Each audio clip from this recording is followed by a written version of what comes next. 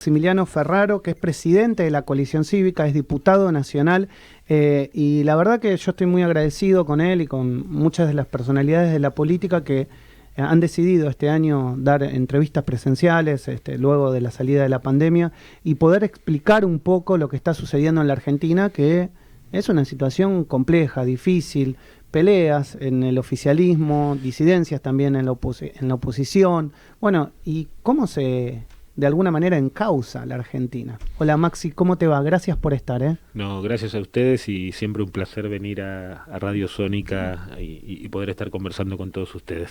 ¿Cómo encauzamos la Argentina de hoy?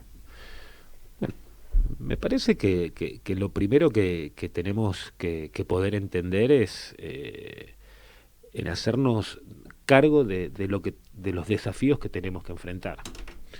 Y en primer lugar, por supuesto, poder resolver las cuestiones que hacen a la cuestión económica, de la inflación y de la pobreza, que es el gran problema y el gran ausente con este gobierno en la no definición de un plan serio, previsible, que pueda enfrentar tres cuestiones que son fundamentales desde el punto de vista de la macroeconomía, que es la cuestión del déficit fiscal, la cuestión monetaria y cambiaria, que se insisten con viejas recetas que han fracasado en la Argentina, pero que también han fracasado en otros lugares del mundo, y que este es parte del gran desafío que tenemos desde Juntos por el Cambio, ¿no? Que tiene que ver con esto, que ver de qué manera podemos tener un plan de estabilización económica, pero que ese plan también sea al mediano y largo plazo, pensado también de qué manera integramos y nos dejamos afuera un montón de argentinos que, como bien les decía, hoy están en la pobreza y en la indigencia. Y después te diría que también tenemos que poder emprender una clara reforma y transformación de la educación. Claro. Y una clara reforma y transformación de la educación, digamos que es más que evidente después de la catástrofe educativa que hemos vivido, donde 1.500.000 chicos perdieron el vínculo con la escuela, donde un altísimo porcentaje de los que cursaban la educación secundaria se llevaron más de 3 materias, o sea que en una cursada regular hubieran repetido de año, y la promoción acompañada de también un altísimo porcentaje de los estudiantes del nivel primario. Y en ese aspecto también animarnos, y me parece que este también es un aprendizaje de lo que fue la experiencia 2015-2019 con Mauricio Macri como presidente del gobierno de Cambiemos, animarnos a esas transformaciones que necesita la educación. Recuperar la cultura de la evaluación, que la evaluación no puede estar a merced y a capricho de un funcionario de turno, que queremos evaluar para saber dónde estamos parados y a dónde queremos ir, que no es solamente el rendimiento escolar de los chicos, sino también el rendimiento de nuestros docentes y de qué manera formamos a nuestros docentes en la formación inicial y continua, y también, por supuesto, las políticas educativas si tienen sentido. Entonces, podría agregarte otros temas más, pero me parece que estos dos temas son centrales para la Argentina que viene, por supuesto son centrales en este momento, digamos, porque estamos teniendo una inflación que el interanual nos está dando por arriba del 54%. Sí, y se prevé para fin de año más de exactamente, sí. Para este fin de mes un 6% de inflación, pero bueno, vemos un presidente y un ministro de Economía empecinados en no sentarse a resolver las cuestiones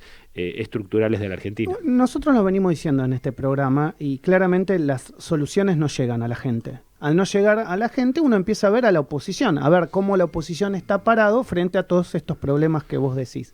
Entonces, me pregunto, esas soluciones, ¿hay diálogo entre los diferentes partidos, y te lo pregunto como presidente de la Coalición Cívica, que conforman la coalición opositora para, ante un eventual gobierno de Cambiemos, las soluciones llegan rápido, al menos el plan de gobierno llegue rápido?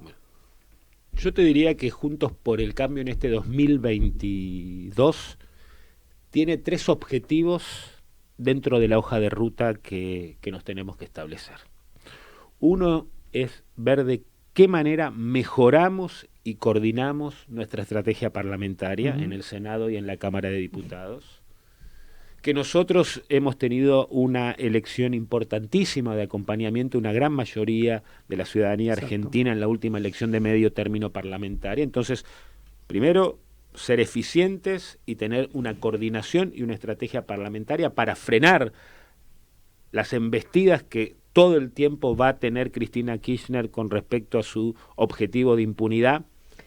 Primera cuestión. Segunda cuestión, no son tiempos de adelantar candidaturas. Es tiempo de que Juntos por el Cambio pueda trabajar en la narrativa, en las propuestas y en el programa que le vamos a ofrecer a los argentinos en el 2023.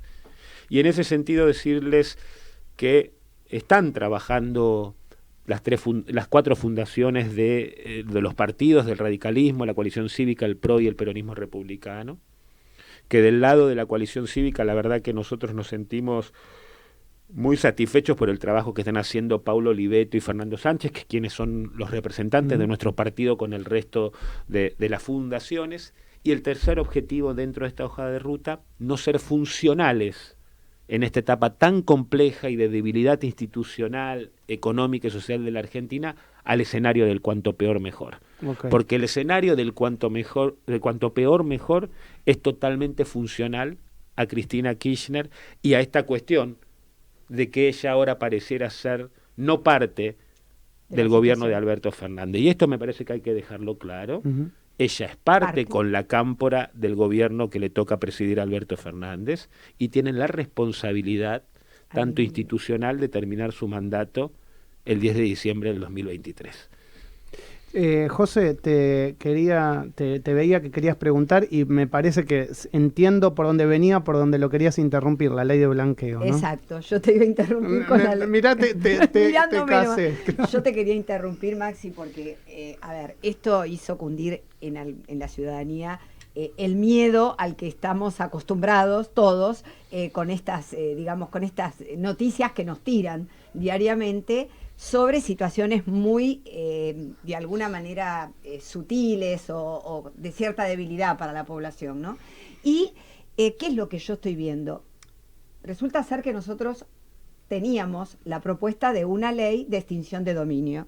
Así es. ¿No? En esa ley de extinción de dominio, que por supuesto el kirchnerismo no votó, teníamos resuelto, de alguna manera y entre comillas, el pago de la deuda, ¿no es cierto?, de la que hoy estamos hablando.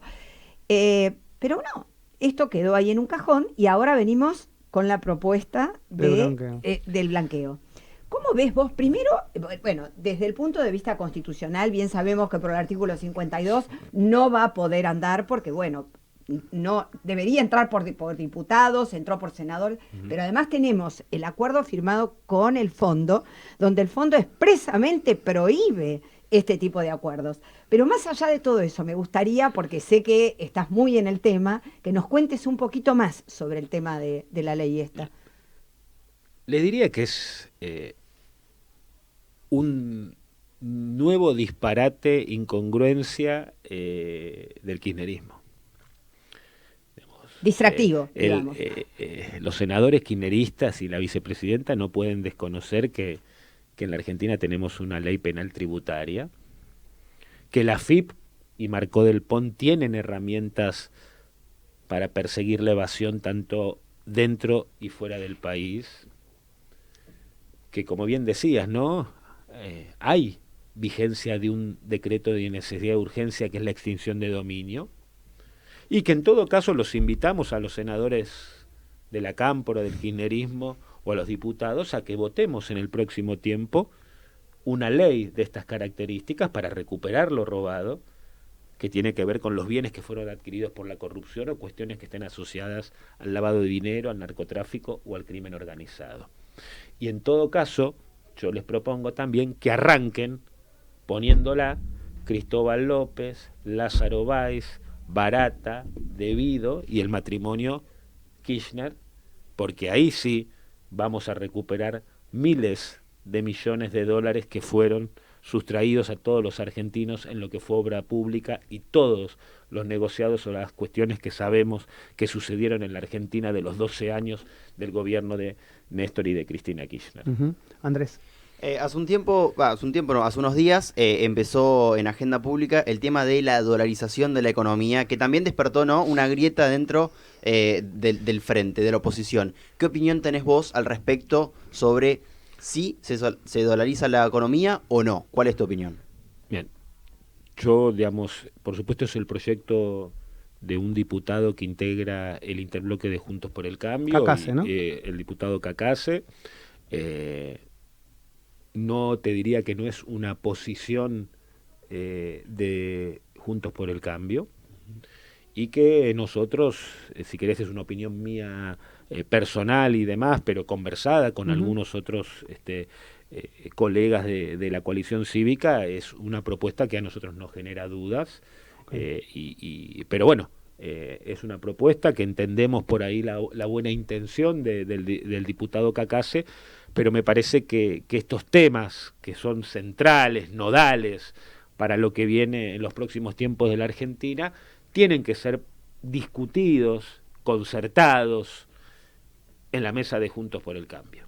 Y para eso, como les decía al principio, está el trabajo que están haciendo las fundaciones, que están llevando adelante cada uno de los presidentes de bloques en lo que es la coordinación parlamentaria, y me parece que nos tenemos que poder centrar en ese camino. Maxi, déjame preguntarte un poco por los años que han pasado, que nos conocemos, la construcción de la coalición cívica, que tiene ya varios años. ¿Cuántos ya van? 12 años, ¿no? No, digamos, la verdad de la coalición cívica, el año pasado cumplimos 20 años de vida política en la Argentina. Imagínate, 20 años de vida política. La figura central fue Elisa Carrió, siempre lo fue, es la fundadora del partido, la gran ideóloga, y de alguna manera ustedes van tomando cada uno vuelo propio y se van instalando en diferentes cuestiones, en diferentes temas, van tomando su iniciativa. ¿Cómo ves a la coalición cívica parada dentro de Juntos por el Cambio y si los posiciona frente al futuro a ser también el que va a liderar o una alternativa a liderar la coalición opositora? Mira, digamos, por supuesto que a mí me toca presidir el partido a nivel nacional, y que contamos en la coalición cívica con un liderazgo generoso como el de Lilita, que permitió el crecimiento de muchos de nosotros, ¿no? De muchos de nosotros, que está en quien te habla hoy acá, pero en Paulo Oliveto, Fernando Sánchez, Juan Manuel López, Maricela Checoy Moro en la provincia de Buenos Aires, Mariana Zubik, bueno, distintos perfiles que hemos podido crecer, que hemos podido asumir distintos tipos de responsabilidades en nuestro partido, pero también en lo que es la representación de Juntos por el Cambio, y por supuesto que nosotros vamos a hacer valer lo que significa la coalición cívica para la política argentina, lo que significa adentro de Juntos por el Cambio. El liderazgo de Lilita y el partido que me toca presidir siempre tuvimos vocación de ampliar y de construir alternativas que vayan por el camino de la consolidación de la República, y así lo demostramos cuando nacimos en la crisis del 2001 con el ARI, así lo fue la coalición cívica en el 2007, que hizo una excelente elección a nivel nacional, más allá de la cantidad de votos que nos robaron a lo largo y ancho del país. Así fue el 2009, donde ganamos una elección parlamentaria de medio término con el acuerdo cívico y social, y después vino, si se quiere, lo que fue el proceso de la recuperación de la coalición y de la propia Lilita con UNEN en la ciudad, para después sentarse con Mauricio Macri y esperar la Convención Nacional del Radicalismo en Gualeguaychú para dar origen a Juntos por el Cambio, a Cambiemos en ese entonces. Una coalición competitiva que ha demostrado que pudo terminar un gobierno constitucional y entregarle el mandato a otro presidente elegido por todos los argentinos, que sacó nada más ni nada menos que un 41% en ese 2019, y que 2 años después nadie daba 2 mangos por la unidad y el sostenimiento de este espacio. Ganamos una elección parlamentaria de medio término donde hoy mantenemos 116 diputados nacionales y le hemos quitado el quórum propio a Cristina Kirchner en el Senado de la Nación. Entonces, me parece que en ese sentido tanto el radicalismo, el PRO y el peronismo republicano tienen que poder tener una mirada de respeto, de reconocimiento y de valoración a la coalición cívica, porque creo que hemos aportado y tenemos mucho para aportar. No solamente ese aporte es desde el punto de vista de las posiciones políticas que sostenemos, desde las estrategias que también intentamos llevar adelante y que en ese aspecto no especulamos, y si tenemos que pagar costos, los vamos a pagar, como nos sucedió con la posición del Fondo Monetario Internacional, donde arriesgamos una posición porque antes que cualquier tipo de especulación personal, electoral, estaba la Argentina en juego. Y eso quedó demostrado en la marginalidad, si se quiere, donde quedó la actual vicepresidenta de la Nación con respecto a esa cuestión de empujar a la Argentina al default, no honrar las deudas y en todo caso asumir una responsabilidad histórica tanto por parte del gobierno nacional, pero también por parte de la oposición. ¿Por qué? Porque empujar a la Argentina al default sería catastrófico. Catastrófico para quienes más sufren la inflación y la pobreza en la Argentina, y a su vez también diferenciar que si vivimos lo que vivimos en el 2001, esto iba a ser peor, porque en el 2001 fue con acreedores privados y acá era no cumplir, no solamente con lo que es un organismo multilateral de crédito como el Fondo Monetario Internacional, sino con un montón de otros países que de alguna manera en su momento habían confiado en la Argentina en otorgar un refinanciamiento, una deuda de esas características que fue en el 2018. La última, abusando de tu tiempo, recién hablas de la Argentina en juego. Parece que lo que está en juego ahora es la libertad de expresión. Ayer palabras de Gustavo Vélez, el secretario de Asuntos Estratégicos de la Nación, conversando sobre la regulación o el eventual proyecto de regulación de redes sociales. Claro está que, digamos, en mi caso, estando en una radio nativa digital, estoy en contra, pero te pregunto también, a vos. A ver, por supuesto, rechazo total a esta propuesta que ha hecho Vélez en el Consejo Económico y Social. ¿Por qué? Porque atenta contra la libertad de expresión, claro, de opinión y de pluralidad, que es lo que verdaderamente fortalece a las democracias. Me parece que, además de decirles que es inconstitucional, que viola los tratados internacionales que la Argentina ha suscrito a lo largo de toda su historia, pero bueno, pero Vélez yo creo abogado, político, sí, pero fue periodista. Yo te diría que tenemos que estar atentos, porque estas son las tentaciones que los populismos o los regímenes autoritarios o que bordean el autoritarismo, tanto de izquierdas o de derechas, van haciendo, ¿no? Y que son acciones que van erosionando la democracia. Y eso se ve en muchísimos lugares de nuestra región, como, bueno, los extremos, Venezuela, Cuba y Nicaragua, pero se ve en Brasil, se ve también en el momento actual y complejo que está viviendo Europa. Así que el rechazo total, ¿no?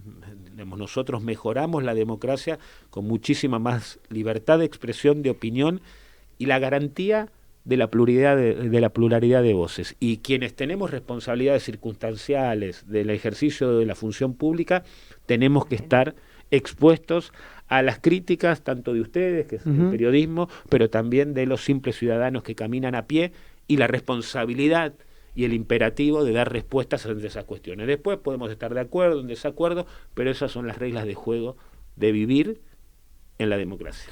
Maxi Ferraro pasó por Radio Sónica. Gracias por venir, Maxi. No, gracias a ustedes. Siempre, como les decía al principio, un placer visitarlos siempre acá en Sónica. Y gracias. Para nosotros también. Maxi Ferraro, presidente de la Coalición Cívica, diputado nacional por la Capital Federal, charló con nosotros.